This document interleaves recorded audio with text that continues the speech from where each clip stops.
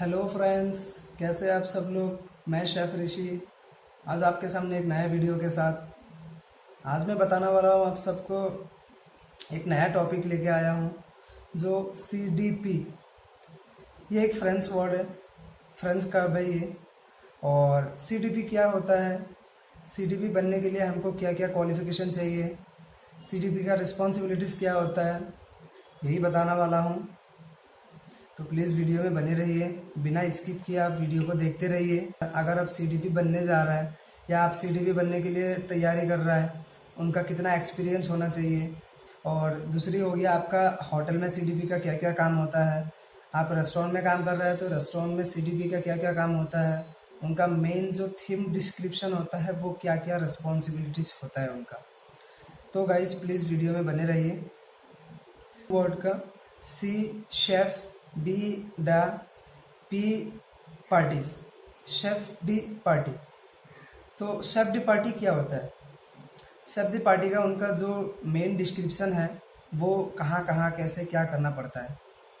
Chef दी party ये कोई छोटा वाला पोस्ट नहीं है, ये एक बहुत बड़ा पोस्ट है। और शेफ दी पार्टी का जो पोस्ट है आपका, ये एक सुपरवाइज़र पोस्ट है। दूसरा आपके नीचे जो जूनियर है, जैसे कि कॉमी हो गया, कॉमीज के बाद आपका DCDP हो गया, उसके बाद आपका सीनियर DCDP हो गया, उनके ऊपर आता है CDP।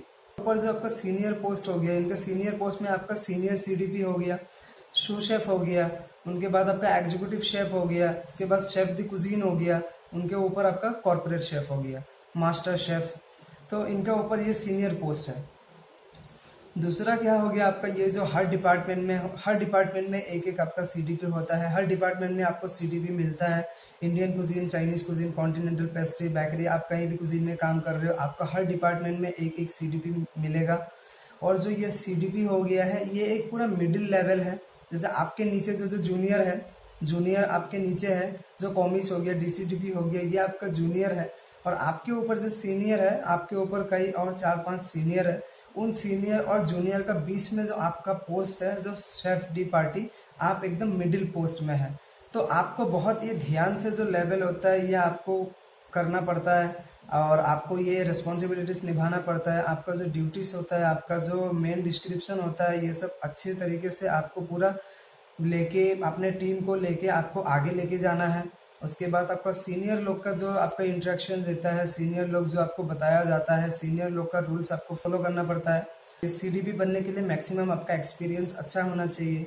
आपका एक्सपीरियंस मैक्सिममली 6 से 7 ईयर्स आपका एक्सपीरियंस होना चाहिए, तब आप CDP बन सकता है। हर डिपार्टमेंट में एक एक CDP है, मैंने बता के गया आपको। जैसे कि इंडियन कुजीन में काम कर रहे हो तो आपको इंडियन कुजीन में CDP मिलेगा, चाइनीज़ कुजीन में हो गया तो चाइनीज़ कुजीन में आपको CDP मिलेगा।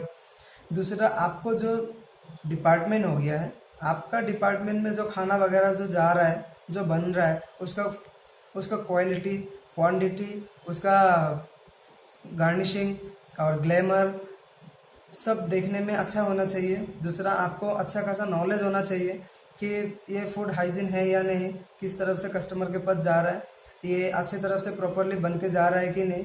और होटल इंडस्ट्री में हमेशा एक बात बताया गया है, आप कस्टमर को, आप गेस्ट को हमेशा वही खाना सर्व करो जो खाना आप खुद खा सके। जब तक वो खाना आप नहीं खा सकते तो वो खाना आपका गेस्ट भी नहीं खा सकता है। इसीलिए आप हमेशा गेस्ट को वही खाना सर्व कीजिए जो आप भी वो खाना को खा सकते हैं, वही खाना आप गेस्ट को भी सर्व करें।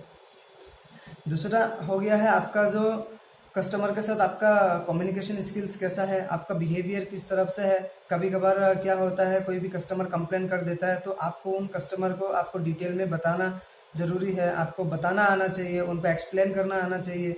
आप क्या कैसे बनाया, किस तरफ से बनाया, हमने क्या क्या डाला है इसमें, उनका पूरा इंग्रेडिएंट्स आपको बोल के उनको बताना है, ताकि कस्टमर भी आपको नाराज़ नहीं होना चाहिए। कस्टमर भी हाँ सिंपल से वो समझ जाए, कस्टमर भी अंडरस्टैंडिंग हो जाए, ताकि आपका भी कोई प्रॉब्लम ना आए। अगर आपका प्रॉब्लम आता है तो आपका जो सीनियर होता है, आपका सीनियर आपको सवाल जवाब करेगा, कैसे हो गया, किस तरफ से हो गया, तुम्हारा जूनियर लोग ऑर्डर लगा रहा है, तुम ठीक से देख नहीं पा रहे हो, तो वो जो रिस्पॉन्सिबिलिटीज है वो आपका ऊपर आएगा। मैं अपने एक्सपीरियंस के हिसाब से ये बोलूँगा कि आपको क्वालिफिकेशन आपको होना ज़रूरी नहीं है। अगर आपके पास क्वालिफिकेशन है तो आपके लिए अच्छा है, क्योंकि आप फ्यूचर में सिर्फ CDP में नहीं रह जाना है, क्योंकि आप भी फ्यूचर में सोच के रखा है कि कल मैं सीनियर सीडीपी बनूं, उसके बाद मैं शू शेफ बनूं, उसके बाद मैं सीनियर शू शेफ बनूं, एग्जीक्यूटिव शेफ बनना है मेरे को, उसके बाद आपको शेफ दी कुजीन बनना है, मास्टर शेफ बनना है, कॉर्पोरेट शेफ बनना है। तो आप आगे तक अगर आप सोचते हैं तब आपको डिप्लोमा या तो डिग्री का आपका बहुत ज़रूरी है। अगर आप सोच रहे हैं कि हाँ मेरे को सीडीपी या शू शेफ तक बनना है ये, तो आप मैक्सिममली थोड़ा बहुत पढ़ा लिखा भी हो तो आपको चलेगा, लेकिन लिखना आना चाहिए, आपको पढ़ना आना चाहिए, थोड़ा बहुत इंग्लिश वगैरह हर चीज़ का आपका जाना पहचाना होना ज़रूरी है। कोई भी अगर कोई मैसेज वगैरह हो, कोई भी कहीं से कुछ मैसेजेस वगैरह आ रहा है, कुछ आ रहा है, कोई इंटरेक्शन आ रहा है, तो वो आपको समझना आना चाहिए, पढ़ना आना चाहिए, तब आप सीडीपी शू शेफ बन सकता है। अगर आप आगे तक सोचते हैं तो आपको कोई ना कोई एक तो आपका डिग्री होना बहुत ज़रूरी है। दूसरा हो गया है आपका इनका जो मेन थीम होता है, उनका मेन थीम ये हो गया, जैसे कि सीडीपी लोग का और मेन काम क्या होता है आपका, जैसे कि कोई भी स्टोर्स वगैरह आ रहा है, कोई स्टोर्स वगैरह भी चेक करना होता है, स्टेज वगैरह चेक करना पड़ता है आपको। और दूसरा आपको जो डिपार्टमेंट का जो आपको रॉ मटेरियल है वो आपको चेक करना पड़ता है, वो आपको देखना पड़ता है। आपका जूनियर से आपको बोल के काम करके वो जूनियर को बता के आपको सब कुछ आपको डिपार्टमेंट पे आपको हैंडल करना पड़ता है। दूसरा बात हो गया है आपका जो आपको फ्रिज में जो ऑलरेडी स्टॉक वगैरह पड़ा हुआ है, वो स्टॉक आपका कैसा है, अच्छा है, ख़राब है या अच्छा है, या कोई हमारा जो खाना जो हम स्टॉक करके रखा है उसमें कोई फंगस तो नहीं लग गया।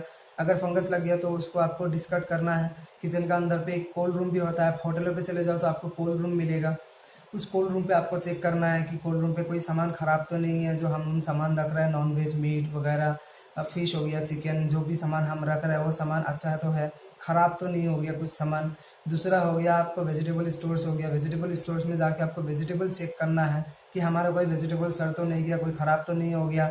अगर आपको लग रहा है कि वेजिटेबल ख़राब हो गया तो आपका जो जूनियर है, कॉमी थर्ड है, आपका जो जूनियर है उसे लेके जाके आपको वो सब डिस्कट कराना है, वो आपके ऊपर रिस्पॉन्सिबिलिटी है। और सीडीपी का मेन थीम काम ये है कि उनका जो भी फॉलो होता है, जो भी उनको बताना होता है, वो शू शेफ के साथ कनेक्ट रहता है। उनका जो शू शेफ होता है, उनका शू शेफ जो भी काम बोलता है, जो भी उनको रूल्स देता है, वो रूल्स को फॉलो करने के लिए उनका पूरा जिम्मेदारी दिया जाता है।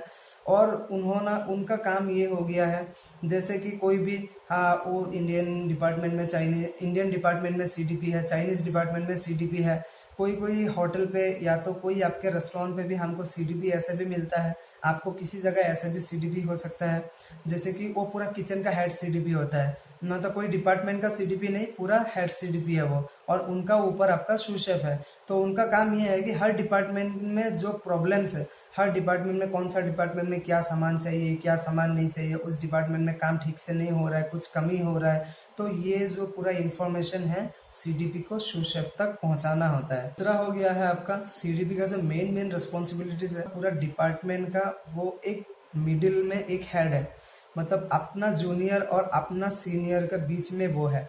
उनको जो बातचीत करना, उनको टीम लीड को कैसे आगे बढ़ाना, कैसे ग्रो करना, कैसे अपना डिपार्टमेंट में हाइजीन वगैरह रखना, ये जो पूरा सिचुएशन को हैंडल कर सके। कभी कभार किचन में ऐसे झटके लग जाता है, कोई अचानक से छुट्टी कर दिया, कोई अचानक से ड्यूटी पे नहीं आया, तो उनको हैंडल करना, अपना सिचुएशन को अच्छे से देखना, संभालना, तो सबसे पहले इम्पोर्टेंट उनका ये होता है। उसके बाद हो गया है आपका डिपार्टमेंट का फूड क्वालिटी एंड क्वांटिटी। आपका डिपार्टमेंट में फूड क्वालिटी क्वांटिटी किस तरफ से जा रहा है, सही से जा रहा है कि नहीं, और उनका डिपार्टमेंट में खाना food and quantity and quality किस तरफ से जा रहा है, फूड हाइजीन है, फूड टेम्परेचर सही है, सब कुछ ठीक है, जो मेथड्स होता है उस हिसाब से खाना बन के कस्टमर के पास जा रहा है कि नहीं, तो ये देखना उनका काम है। उसके बाद हो गया है आपका कम्युनिकेशन स्किल्स। आपका बिहेवियर कैसा है, आपका बिहेवियर आपको ऐसे बना के रखना पड़ेगा ताकि आपका जो जूनियर है, आपका जूनियर भी आपके बात सुने, और आपका जो सीनियर है, आपका सीनियर के साथ भी आप अच्छे से बातचीत में बना के रख सके, इस तरफ होना चाहिए। क्योंकि आपका जो पोजीशन है, आपका पोजीशन एक मिडिल में हो गया, आपका पोजीशन एक बीच में हो गया, तो आपको इस तरफ से लीड करना होगा, अपने आप को इस तरफ से प्रोफेशनल बनाना होगा।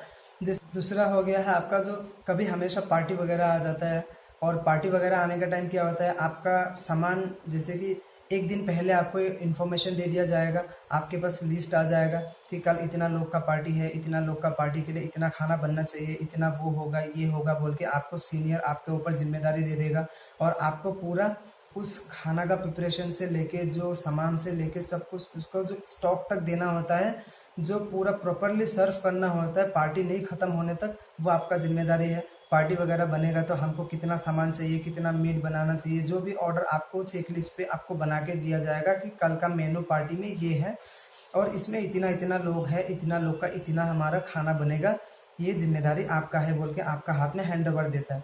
तो आपको पूरा प्रॉपरली उनको बारे में नॉलेज होना चाहिए। दूसरा हो गया आपका किचन, आपका किचन साफ है कि नहीं, आपकी किचन हाइजीन में है कि नहीं। आपका हर डिपार्टमेंट में जो सामान होता है, कुछ कूड़ेदान वगैरह ऐसा होता है जिसमें डस्टबिन वगैरह होता है, वहाँ पे सामान वगैरह फेंक देता है।